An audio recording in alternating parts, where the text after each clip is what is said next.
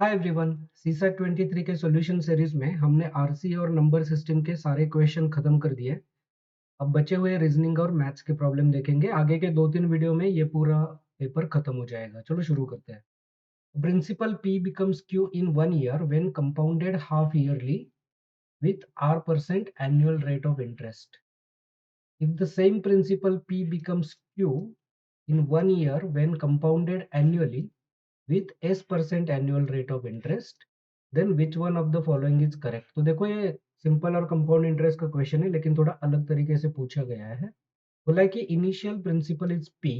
पहला स्टेटमेंट देखते हैं, which becomes Q in 1 year when compounded half yearly with r% of annual rate.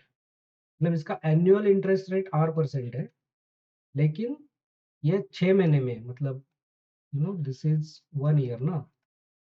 तो in this 1 year it is compounded half yearly, मतलब 6 महीने के बाद इसको कंपाउंड किया जाता है। Basically what it means is कि यहाँ पे पी है, यहाँ पे r/2%, क्योंकि 6 महीना 1 साल का आधा है। इतना अमाउंट, इतना इंटरेस्ट इस पी में ऐड हो जाएगा, तो वो जो अमाउंट है वो यहाँ पे आ जाएगा, राइट। और यहाँ से आगे फिर इस अमाउंट पे r/2% इंटरेस्ट लगकर फिर वो क्यू बन जाए, because this is compounded half yearly.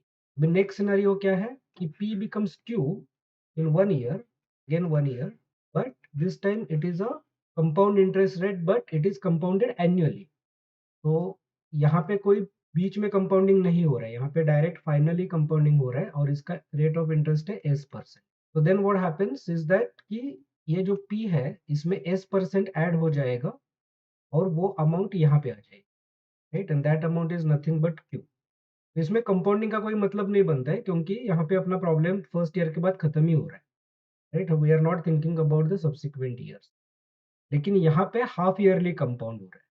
वे अपने को पूछा है कि आर और एस का रिलेशनशिप क्या है, क्या आर एस के सेम है, बड़ा है, छोटा है, क्या है। तो अब इसको लॉजिकली सोचो कि अगर आर इक्वल टू एस होता, यहाँ पे क्या हो रहा है, पी में कुछ अमाउंट ऐड हो रही है 6 महीने के बाद, और फिर उस पर r/2 इंटरेस्ट लग रहा है और फिर वो क्यू बन रहा है। यहाँ पे स्ट्रेट अवे s% इंटरेस्ट लग रहा है और वो क्यू बन रहा है। अगर r is equal to S होता, मतलब r भी s के समान होता, तो यहाँ पे क्या होता, यहाँ से लेके यहाँ तक, p से लेके q तक r, अगर r% ऐड होना चाहिए, राइट, लेकिन यहाँ पे क्या हो रहा है, r/2 हो रहा है 6 महीने के बाद, फिर वो अमाउंट थोड़ा सा बढ़ जाएगा और फिर यहाँ पे r/2% हो। यहाँ पे भी क्या होगा, अगर 6 महीने है भी ना, because this is not compounding at semi annually, यहाँ तक कि इसका भी इंटरेस्ट s/2 होगा, यहाँ पे भी s/2 होगा, सेम इंटरेस्ट होगा, लेकिन यहाँ पे सेम इंटरेस्ट नहीं होगा। यहाँ पे फर्स्ट 6 मंथ में r/2% होगा, लेकिन यहाँ पे r/2% of the increased amount after 6 month, वो अमाउंट ऐड होके फिर क्यू बनेगा, करेक्ट। अगर इसको आप लॉजिकली सोचो कि अगर r भी s के समान होता, तो फिर यहाँ तक कुछ अमाउंट बढ़ जाता और यहाँ पे वो इंक्रीज्ड अमाउंट पे इंटरेस्ट ऐड होके ये जो अमाउंट है वो क्यू से थोड़ा बड़ा होना चाहिए, राइट, अगर एस के समान ही आर होता, क्योंकि यहाँ पे लास्ट के जो 6 महीने हैं उसमें इंक्रीज्ड अमाउंट पे इंटरेस्ट लग रहा है, तो फिर ये फाइनल अमाउंट थोड़ा सा बड़ा होना चाहिए था, लेकिन वो नहीं है, वो सेम ही है क्यू की तरह। मतलब एस एस एस परसेंट से जितना अमाउंट आ रहा है उतना ही है। इसका मतलब ये जो रेट ऑफ इंटरेस्ट है R, that has to be slightly less than S, क्योंकि जब ये आर छोटा होगा तभी जाके ये इंक्रीज्ड अमाउंट का इंटरेस्ट मैच हो सकता है जो इंक्रीज नहीं हो रहा है उससे। That's why R has to be less than, slightly less than S, not much but slightly less than S. I hope आप समझ रहे हो कि मैं क्या कहना चाहूँ। ठीक है, तो that is your answer, C, R is less than S. लेकिन अगर आपको ये लॉजिक एग्जाम में समझ में नहीं आ रहा है या दिमाग में नहीं आ रहा है, तो आप इसको सिंपल एग्जांपल लेके कर सकते हो। For example you can consider 100 as initial P, और फिर जो आर का वैल्यू है उसको आप 20% ले लो, राइट। तो फिर 6 महीने के बाद क्या होगा, 10% ऐड होके इसका 110 बन जाएगा, और फिर इसका 10% विच इज 11, ये 110 में ऐड होके ये 121 बन जाएगा। That will be your Q. यहाँ पे 110 बन जाएगा, यहाँ पे 121 बन जाएगा if r is equal to 20%। मैंने 20% लिया कैलकुलेशन के आसानी के लिए, राइट। सेकंड सिनेरियो क्या है कि p बन जाता है q। Now here p is 100, q is 121, then what should be s? s should be nothing but 21। 100 में 21% ऐड करोगे तो 121 आ जाएगा। So this is nothing but s. So now here r is equal to 20 and s is equal to 20. Obviously r is less than s. तो अगर आपको ये logically समझ में नहीं आ रहा है, फिर भी आप इसको सैंपल वैल्यूज लेके इस तरह से कैलकुलेट कर सकते हो। लेकिन मैं कहूँगा कि आप जब भी क्वेश्चन सॉल्व कर रहे हो प्रैक्टिस, आप इस तरह से सोचने का तरीका push yourself to think like this, right, क्योंकि वो कहीं ना कहीं काम आता रहेगा। So the answer to this question is option number C. चलो next question. In an examination, the maximum marks for each of the 4 papers, namely P, Q, R, S, are 100. Marks scored by the students are in integers. A student can score 99% in n different ways. What is the value of n? पहले आप इसको question को समझ लेना कि इसमें 4 papers है, P, Q, R, S। हर एक पेपर 100 मार्क का है, मतलब 400 मार्क्स की एग्जाम है, और इसमें से 99% मार्क्स लाने हैं, राइट। 99% of 400 is 396। आपको 400 में से 396 मार्क्स लाने, 99 मल्टीप्लाइड बाय 4 इज 396। इसका मतलब क्या है कि आप सिर्फ 4 ही मार्क गवा सकते हैं। ये 4 पेपर में मिलके you can lose only 4 marks. तो द क्वेश्चन इज कि ऐसा कितने तरीके से हो सकता है, how many ways you can lose 4 marks instead of thinking how you can score 396. We will make it simple and think about how we can actually lose only 4 marks out of these 4 papers. So let us see one by one. इसमें 1 1 1 1 चारों paper में 1 mark जा सकता है, तो ये एक तरीका हो गया। फिर एक ही पेपर से 4 मार्क जा सकते हैं, लेकिन ये 4 मार्क किसी भी पेपर से जा सकते हैं। इसका मतलब ये होने के 4 तरीके हैं, right. And this is basically 4 factorial divided by 3 factorial, क्योंकि ये 3 बार रिपीट, इज नथिंग बट 4। फिर क्या हो सकता है, फिर एक ही पेपर मतलब 2 पेपर से 2 मार्क चले जाएंगे, और 2 पेपर में 0 चले जाएंगे। तो ये एक तरीका है। नाउ ऐसे कितने सिनेरियो 4 पेपर में मिलके बन सकते हैं? तो here you have 4 factorial divided by 2 factorial divided by 2 factorial, right, क्योंकि ये रिपीट हो। तो दिस इज नथिंग बट 6। तो ऐसा होने के 6 तरीके हैं। फिर एक पेपर में 3 मार्क जा सकता है, एक पेपर में 1 मार्क जा सकता है। ये भी एक तरीका है 4 मार्क होने का। ऐसा कितना तरीके से हो सकता है? तो हो सकता है 4 फैक्टोरियल डिवाइडेड बाय 2। तो दिस इज 12। ये 12 तरीके से।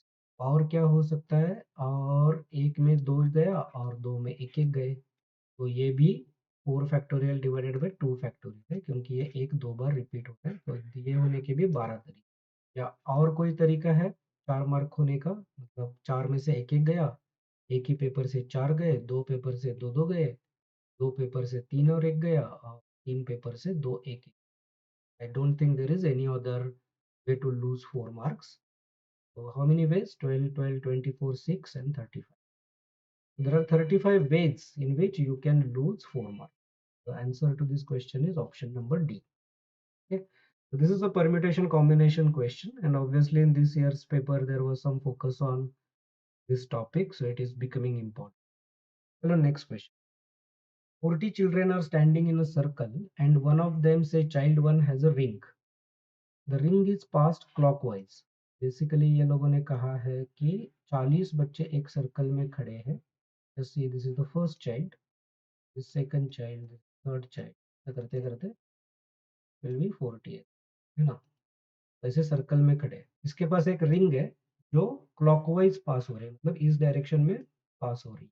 Child 1 passes on to child 2। तो मैं यहाँ पे लिखना चालू करता हूँ। चाइल्ड 1 चाइल्ड 2 को दे रहा है, चाइल्ड 2 चाइल्ड 4 को दे रहा है, 4 नंबर को दे रहा है, फिर 4 नंबर 7 नंबर को दे रहा है। यहाँ पे क्या हो रहा है? यहाँ पे कोई बीच में गैप नहीं है। यहाँ पे 2 का गैप है, मतलब यहाँ पे 1 का गैप है, मतलब नेक्स्ट पर्सन।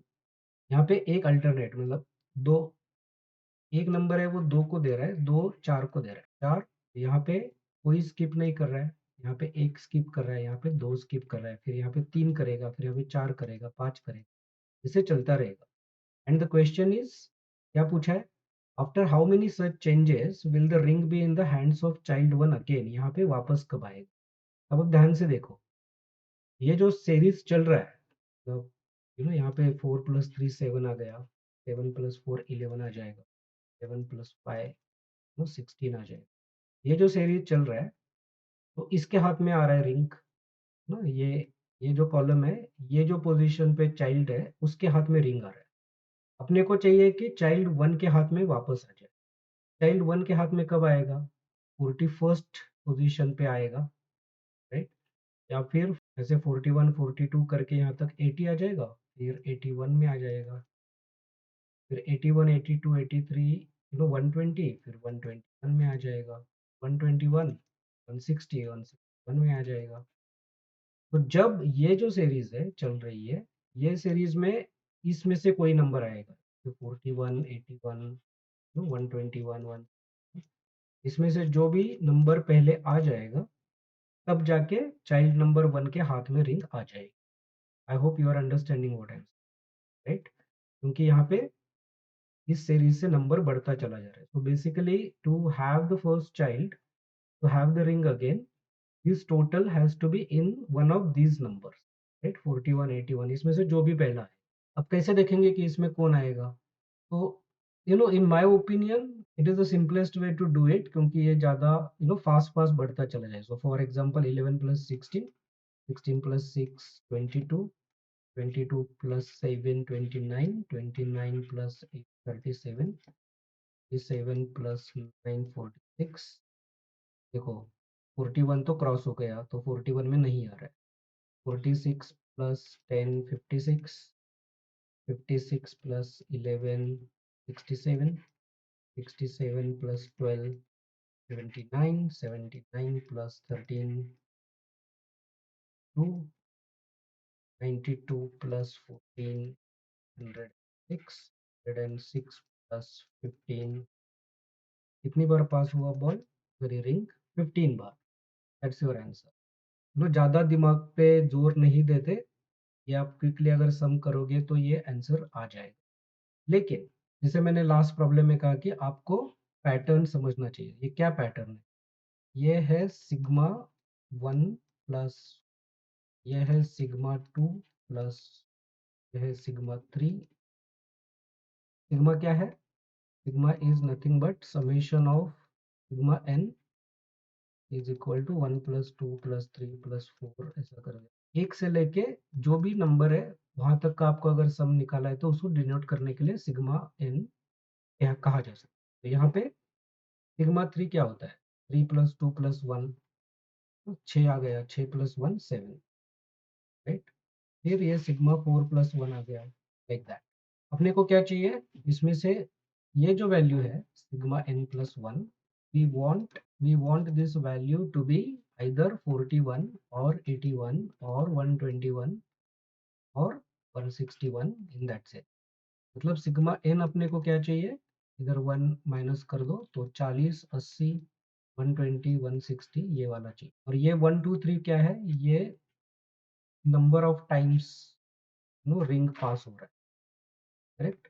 और वही तो अपने को पूछा है कि कितनी बार पास करने के बाद चाइल्ड वन के पास रिंग आ जाए। तो now I will check the options. तो सिग्मा 14 करके देखूंगा मैं। सिग्मा 14 क्या आता है, 14 × 15/2। If you want to calculate the sum of numbers, sigma n is nothing but n × n + 1। Formula आपको पता हो, एक से लेके जिस जो भी नंबर तक आपको सम करना है, 1 + 2 + ऐसा n तक, तो आप वो जो नंबर है उसके वो नंबर उसके आगे का नंबर डिवाइडेड बाय 2, मल्टीप्लिकेशन का divided by 14 + 15/2 is nothing but 105। ये तो नहीं है। सिग्मा 15 क्या आ रहा है, सिग्मा 15 आ रहा है 15 × 16। तो I got my answer, option number B. तो आप 16 और 17 भी करके देख सकते हो, लेकिन नहीं आए। तो that's your answer, option number 15।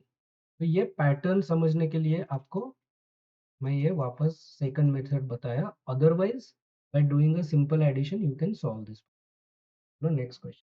Consider the following including the question and the statements. There are 5 members A B C D E. फिर 4 स्टेटमेंट दिए हैं और हमको पूछा क्या, which one of the following is correct? Statement 1 2 3 are sufficient. Statement 1 3 4 are sufficient. All are required. You know they are all 4 together not sufficient. तो basically data sufficiency का problem है लेकिन रिलेशन से रिलेटेड है। क्या बोला गया है, what is the relation of E to B. तो हमको ई और बी का रिलेशनशिप का आंसर करना है। पहले कौन से स्टेटमेंट सफिशिएंट है, दैट इज द क्वेश्चन। तो पहले हम लोग ई और बी के स्टेटमेंट को लेंगे। ये तो इसमें बी है और इसमें ई है, ये दो तो स्टेटमेंट अपने को चाहिए चाहिए। A and B are married couple. E is D's son, यहाँ लिखता हूँ ई इज डीज सन, इज ये पता नहीं है, ठीक है। तो ये दो स्टेटमेंट से तो हम ई और बी का रिलेशनशिप नहीं निकाल। फिर D is father of C. D is father of C मतलब डी तो मेल है ये पता चला, ये सी आ गया। इससे कुछ पता चल रहा है, नहीं पता। A and C are sister, how we are got a link between A and. हाँ लेकिन only this statement is also not sufficient unless you have a statement which says E is D's son, right? मतलब A and C are sisters, मतलब ये दोनों female है। अपना जो E है ना वो D का सन है, तो D का सन है ये भी जरूरी है अपने लिए। C और A सिस्टर है ये भी जरूरी, तो ये 1 and 3 तो जरूरी है ही है क्योंकि उसमें B और E लिखा है। लेकिन statement 2 and 4 both are required apart from 1 and 3 to conclude or find the relationship between E and B. All 4 statements are required to answer. Next question. अच्छा ये देखो नंबर नो ग्रुप पूछा है, ये सीरीज नहीं है, इसमें से कौन सा ग्रुप अलग है। जैसे आप ये नंबर देखते हो आपको क्या लगता है, राइट, कि ये सब prime numbers, these are all the prime numbers below 100 except for this number. जितने आप ज़्यादा प्रॉब्लम नंबर सिस्टम के सॉल्व करोगे धीरे धीरे आपके नज़र में ये नंबर्स बैठ जाएंगे, लेकिन you should actually remember lot of things until 100 so that you are able to identify such patterns. तो 1 to 100 में कौन से प्राइम नंबर हो।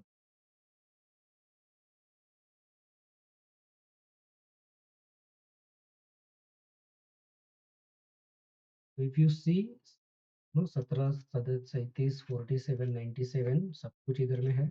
जैसे बी के भी सब कुछ रहेंगे, सी के भी सब कुछ, खाली डी में 91 एक odd number. That's why this group is different, that's your answer. See, understand that this question is about group, huh? They have never said that you know this is a series. इसमें आप pattern ढूंढने की कोशिश मत करना हर एक option में। अच्छा मैं ये नहीं कहता कि ऐसा सवाल नहीं आ सकता, लेकिन because they have used the word group, there is something similar in all these four numbers. You have to focus on what is similar.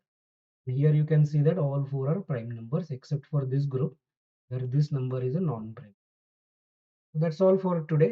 I will see you in the next video. I think we are left with 10 to 15 questions for this. In addition to this, we also started the animated geography videos. So please subscribe to the channel if you are not already done so, and I'll see you in the next video. Thank you very much.